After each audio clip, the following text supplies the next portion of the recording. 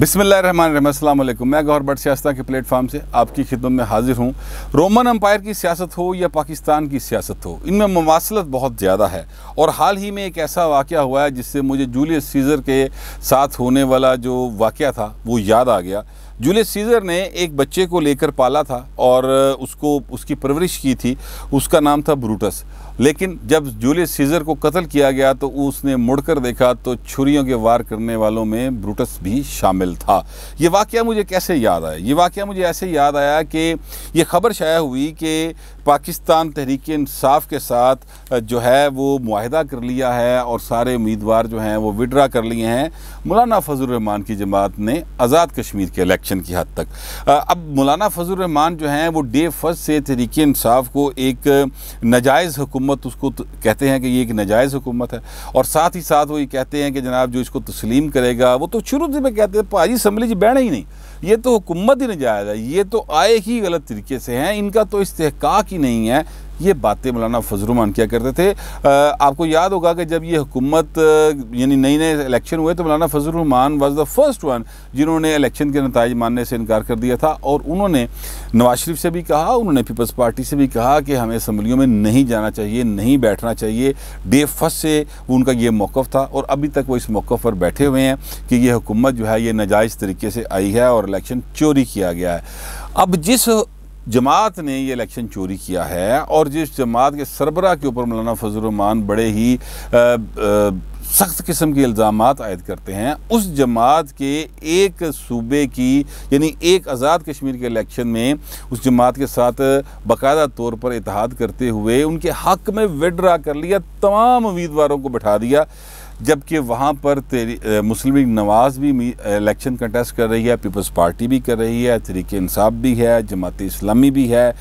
और मौलाना फजलुर रहमान की जमात ने जिनके हक़ में बैठना मुनासिब ख्याल किया वो कौन सी जमात है? तहरीक इंसाफ, जिसको मौलाना फजलुर रहमान नाजायज़ पैदावार कहते हैं इस्टेब्लिशमेंट की, जिनके बारे में मौलाना फजलुर रहमान का कहना यह है कि ये इलेक्शन चोरी करके आए हैं, जिनके बारे में मौलाना फजलुर रहमान कहते हैं कि यहूदियों के एजेंट हैं। इस तरह की बातें मौलाना फजलुर रहमान जो हैं वो बाकायदा तौर पर तहरीक इंसाफ और उनके सरबराह के बारे में करते हैं। लेकिन अपने जो लोग हैं वहाँ पर वो उनके हक़ में बैठ के शायद इसी वजह से मौलाना साहब बीमार हो गए थे, मतलब कोई इस तरह की इतला लभी होगी मौलाना फजलुर रहमान वो बीमार हो गए और वो जाके जो हैं वो अस्पताल में दाखिल हो गए। नवाज शरीफ साहब ने भी उनसे रब्ता करने की कोशिश की लेकिन अताउर रहमान साहब से रब्ता हुआ है। बहरहाल आज जो उनका ख़बर आई है वो ये कि मौलाना साहब अब सेहत याब हो गए हैं और वो सेहत याब हो गए, वो 4 जुलाई के जलसे में शिरकत करेंगे, ये अब एक ख़बर आई है। लेकिन बहरहाल ये बात मुझे कैसे याद आई है, इसकी एक और वजह भी है। मुस्लिम लीग नवाज़ जो है उसने मौलाना फजलुर रहमान को बाकायदा पाला है, उन्होंने उसको पोसा है, उन्होंने उसको हर जगह पे स्पेस दी है और लोग तो कहते हैं कि फ़ाइनेंशियल एड भी किया है मुख्तलिफ़ जलसों के हवाले से, लेकिन बहरहाल इसके कोई सबूत तो नहीं है। लिहाजा मौलाना फजलुर रहमान जो है ना वो मुस्लिम लीग नवाज़ ने उनको जिस तरह से पाला पोसा है और उनको पढ़ाया लिखाया, उनको वड्डा किया है, वो एक सारी सूरत हाल में मुझे ब्रूटस याद आया था। और सीज़र का किरदार आप समझ लें नवाज शरीफ का है, तो नवाज शरीफ साहब जो हैं वो भी बहुत ज़्यादा तंग हैं ज़ाहिर है तहरीक इंसाफ की हुकूमत से और उनकी कारकर्दगी से, और जो कुछ नवाज शरीफ साहब के साथ किया है बाकायदा तौर पर तहरीक इंसाफ ने और इमरान खान ने, जिस तरीके से उनके पूरे ख़ानदान को, उनकी जमात को जेलों में डाला है और जिस तरीके से वो बढ़ चढ़ कर बातें करते हैं और इल्ज़ामात लगाते हैं। सीधा चोर डाकू तो फटते पे है ना, मुँह खड़क करके चोर डाकू तो वो आराम से कह देते हैं किसी को भी। तो ये गुफ्तगू की है उस पर मौलाना फजलुर रहमान की जमात का इस तरह करना नवाज शरीफ के दिल पे क्या गुजरी होगी, मरीम नवाज साहबा के दिल पे क्या गुजरी होगी, ये सोचने की बात है उनके लिए जो इनके चाहने वाले हैं, मौलाना नवाज शरीफ के भी और मरीम नवाज साहबा के भी और मुस्लिम लीग नून के भी। लेकिन यहाँ पर एक सवाल ये भी बनता है कि मरीम नवाज साहबा जो हैं और काशिफ शाहिद अकान अब्बासी साहब जो हैं और एहसन इकबाल साहब जो हैं, जो बड़ी बढ़ के बातें की करते थे, पीडीएम से धक्के दे के निकाल दिया बाकायदा तौर पर पीपल्स पार्टी और एएनपी को कि इन्होंने एक सीट की खातिर, यानी वो जो अपोजिशन लीडर थे सेनेट में, उस सीट की खातिर इन्होंने समझौता कर लिया तहरीक इंसाफ के साथ और ये जाके मिल गए इस्टेब्लिशमेंट के साथ। अब इस्टेब्लिशमेंट की बगल बच्चा जमात जिसको ये मरीम नवाज साहबा कहती हैं और जिन पर इल्ज़ाम लगाती हैं कि ये सिलेक्टेड हैं, ये उन सिलेक्टेड के साथ जाके मरीम नवाज साहबा के इंतहाई करीबी इत्तेहादी मौलाना फजल रहमान साहब जो हैं उनकी जमात ने जाके इत्तेहाद कर लिया है। तो अब मरीम नवाज साहबा जो हैं वो बोलती क्यों नहीं, अब वो खामोश क्यों हैं, अब एहसन इकबाल साहब क्यों नहीं बोल रहे, अब शाहिदा खान अब्बासी साहब क्यों बात नहीं कर रहे। ये एक वो सवाल है जिसका जवाब जो है वो देना चाहिए मुस्लिम लीग नवाज़ को, और इस ज़ाहिर है उनसे सवाल तो होगा। बहरहाल मरीम नवाज साहबा जो हैं वो अब दोबारा नए सिरे से सरगर्म होने जा रही हैं। 8 जुलाई से वो आज़ाद कश्मीर में अपनी जमात की कैंपेन चलाएंगी और उनके मद्दे मुकाबल जो स्टेज लगा होगा, एक पर बिलावल भुट्टो होंगे और उसके सामने जो स्टेज लगा होगा वो तहरीक इंसाफ का होगा, और उस स्टेज के ऊपर जो बंदा तलावत करेगा या जो और उसके बाद जो वहाँ पर तहरीक इंसाफ के हक़ में भाषण देगा वो कौन होगा, वो मौलाना फजल रहमान के वहाँ के अमीर होंगे और वो वहाँ के उनके लीडर होंगे जो तहरीक इंसाफ की स्टेज पे चढ़कर नून लीग पर इल्ज़ामात लगा रहे होंगे। पीपल्स पार्टी पर तो लगाते ही रहेंगे, पीपल्स पार्टी के साथ तो उनके लड़ाई झगड़े हैं ही या सियासी इख्तलाफात हैं, लेकिन मरीम नवाज़ की जमात के ऊपर वो बाकायदा तौर पर इल्ज़ामात लगाएंगे। ये एक ऐसी सूरत हाल मुस्तकबिल में बनने जा रही है और अभी भी जो बनी हुई है। इससे मुझे ये याद आया कि जनाब वो यूट्यूब ब्रूटस वाला वाक़या जो मैंने जूलियस सीज़र का और ब्रूटस का मैंने सुनाया, जूलियस सीज़र के कत्ल होने वाला, तो सियासी तौर पे कत्ल करने की जो कोशिश की है मौलाना फजल रहमान ने की है, किसको, नवाज शरीफ को, और वहाँ पर जाकर उन्होंने अब एक इत्तेहाद उनके सियासी ही नहीं मतलब जिस तरह से इमरान खान बात करते हैं वो तो लगता है कि नवाज शरीफ के ज़ाती मुखालफ हैं, कोई जदाद का चक्कर इन्हों का, कोई आपस कत्लों के वैर ने, इस तरह का कोई सीन लगता है जिस तरह से इमरान खान बात करते हैं। तो उनके साथ जाके इत्तेहाद कर लिया मौलाना फजल रहमान की जमात ने। ये अब PDM कहाँ स्टैंड करता है, अब क्या कोई मौलाना फजल रहमान को नोटिस करेगा, क्या कोई मौलाना फजल रहमान से इसकी वजाहत मांगेगा, कोई इनको शोकस करेगा, कोई इनसे पूछेगा PDM की बाकी जमातों में से कि भाईन एक ही कीता जे, आप तो दूसरों को बातें कर रहे थे और आप खुद जाकर वहाँ पर उनके साथ बैठ गए हैं, तो अब हम कहाँ जाएं। बहरहाल PDM जो है पीपल्स पार्टी और ANP के निकलने के बाद, मैं तो शुरू से कह रहा हूँ वो टाइम फिश हो गई है, उसका अब कोई ऐसा प्रेशर नहीं रहा। जो थोड़ा बहुत था कि चले यार मौलाना फजल रहमान हैं, मरीम नवाज साहबा हैं, इनकी फॉलोइंग है, तो वो बस वो भी ख़त्म हो गई है। PDM जो है वो बिल्कुल एक मेरी नज़र में तो किस्सा पारीना बन गई है, ख़ास तौर पे मौलाना फजल रहमान की जमात की इस हरकत के बाद। लेकिन उसमें नए सिरे से जान डालने के लिए कहा जा रहा है कि 5 तारीख को सरबराही इजलास बुलाया जा रहा है और मरीम नवाज साहबा 8 तारीख को जो है बाकायदा तौर पर वो सरगर्म होंगी, वो जाके वहाँ पर तकरीरें करेंगी, वो जाकर माहौल को गरमाएंगी अपनी तकरीरों के ज़रिए और इस हुकूमत के ख़िलाफ़ वो अपना एक स्टांस जो है एक दफ़ा फिर सामने लेकर आएंगी। मगर इस सारी सूरत हाल में जो सबसे ज़्यादा मज़े ले रहा है और जो शख्स कहके लगा रहा है वो है बिलावल भुट्टो ज़रदारी,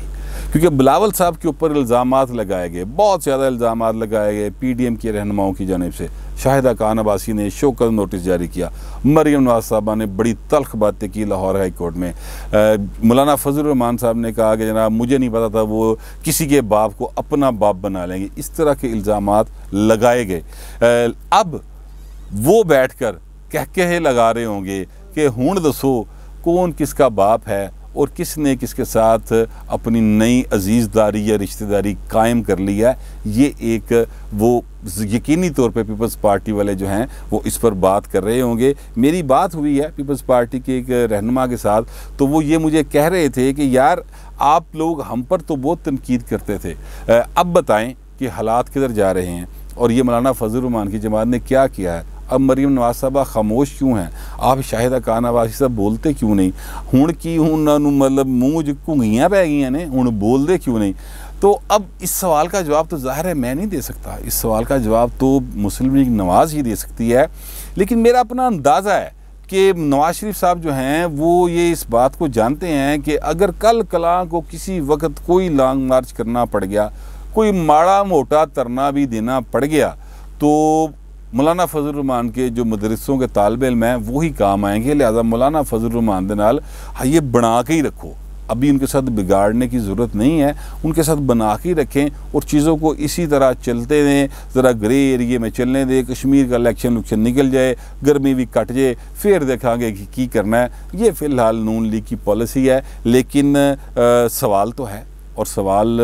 बनता भी है और सवाल उठता भी रहेगा और इसका जवाब भी देना पड़ेगा नून लीग के रहनुमाओं को। जब कभी वो प्रेस कॉन्फ्रेंस में किसी में टकर जाएंगे तो कोई ना कोई सहाफ़ी मौलाना फजल रहमान से या उनसे इस बारे में बाज़ पुरस या सवाल ज़रूर कर लेगा। बहरहाल ये एक सूरत हाल है। और दूसरी सूरत हाल जो है वो ये है कि जो हैं अपना बिलावल भुट्टो साहब, उनको नोटिस मिल गया जुल्फ़ी बुखारी साहब की तरफ से और उन्होंने कहा जी आप $100 मिलियन का मैं आप पर केस करूंगा, 100 मिलियन पाउंड का, जिसका मतलब है कि 10 करोड़ पाउंड का वो केस करेंगे। और जो पाकिस्तानी एतबार से देखा जाए कन्वर्ट किए जाए तो बहुत सारे पैसे बनते हैं, मेरा ख्याल है कोई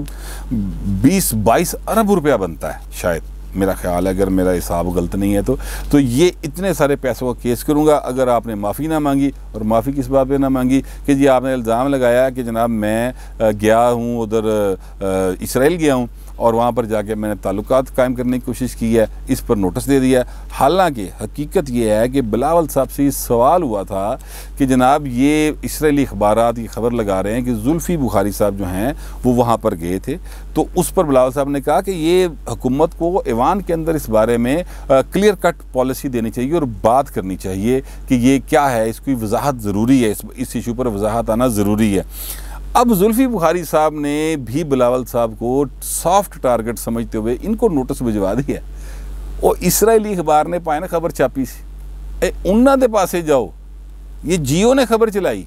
ये जंग ने खबर चलाई, ये ARY ने खबर चलाई और डाडे वाले पासे जाओ तानू बेचारा माड़ा वही लब्बा, उसको नोटिस कर दिया पकड़ के और बाकियों की तरफ नहीं जाए। उसकी वजह क्या? वजह यह है कि जुल्फ़ी बुखारी साहब आप जानते हैं कि बरतानिया के शहरी और बरतानिया जो है वहाँ पर इसराइल का बहुत ज़्यादा अमल दखल है, वहाँ के जो यहूदी लाबी है वो बड़ी स्ट्रॉन्ग है। अब जुल्फ़ी बुखारी साहब जो हैं बरतानिया में भी एक अमीर आदमी है, मतलब वो बरतानिया में भी गरीब आदमी नहीं है, पाकिस्तान में तो अमीर है ही हैं, वो पोंडा अमीर आदमी, तो वहाँ पर उन्होंने ये उनके मसाइल बन सकते हैं, चीज़ें ख़राब हो सकती हैं, इसलिए वो इसराइल के उस अखबार की तरफ नहीं गए। हालांकि वो बरतानवी शहरी हैं तो पोंडो में केस तो इसराइली अखबार के ख़िलाफ़ भी लंदन की हाई कोर्ट में हो सकता था ना। बिलावल भुट्टो के बारे को ये पोंडो में नोटिस भेजने की क्या ज़रूरत थी, वहाँ पर करते, हो सकता है वहाँ से कुछ 4 पैसे लब भी जाते। इतों की लबण है बिलावल साहब से, उनकी वालदा से, उनके वालद से पिछले 30 साल से इस्टेब्लिशमेंट कुछ पैसों का दावा करते हुए निकलवाने की कोशिश कर रही है, उतों तो 1 रुपया नहीं कढ़ा सके तो भाई तुसी किवें कढ़ा लोगे। बहरहाल ये एक सूरत हाल डेवलप हुई है, लेकिन बात वही है, पाकिस्तान की सियासत के अंदर भी अभी तक रोमन सियासत के असरात मौजूद हैं। और याद रखिएगा कि रोम की जो सियासत थी उसमें शहनशाहियत का अंसर था, रोमन एम्परर्स हुआ करते थे और डेमोक्रेसी या रिपब्लिकन की सियासत और शहनशाहियत की सियासत जो है वो आपस में इसी तरह एक दूसरे के साथ खै बखै होती रही, जिस तरह पाकिस्तान में होती रहती है ना। यहाँ पर भी शहनशाहियत या बादशाहत का नाम तो नहीं दिया जाता, लेकिन यहाँ पर आइन तोड़ के लोग आते रहे हैं ना, तो इसी तरह जो अब इस वक्त हुक्मरान है वो भी अपने आप को खलीफा ही बनाने के चक्कर में पड़ा रहता है। कभी कहता है पुर्तगाल देखो, कभी कहता है जनाब चीन का मॉडल देख लें, कभी कहते हैं सऊदी अरब का मॉडल देखें, कभी कहते हैं सदारती निज़ाम ले आएँ। तो ये बहुत ज़्यादा मुमासलत है आज से 2000 साल पहले की जो रोमन एम्पायर की सियासत थी और आज पाकिस्तान की सियासत में बहुत ज़्यादा मुमासलत है। यहाँ पर सिर्फ़ और सिर्फ अपना मुफाद देखा जाता है, असूल नहीं देखे जाते। असूल दूसरों के लिए हैं और अपने लिए हम अपना मुफाद देखते हैं। वो पंजाबी की मिसाल है, लोगों लिए रांझा दे घर ले कह दो, ये एक है सूरत हाल। मौलाना फजल रहमान ने इस वक्त जो नवाज शरीफ के साथ किया है वो ब्रूटस वाला सलूक ही किया है, तो यकीनी तौर पर नवाज शरीफ ये सोचते होंगे ख्याल में ही सही कि यूट्यूब ब्रूटस। ये सारी सूरत हाल थी, तो मैंने सोचा आपके साथ शेयर कर लूँ। फिल वक्त इतना ही, मिलते हैं अगले वीडियो में।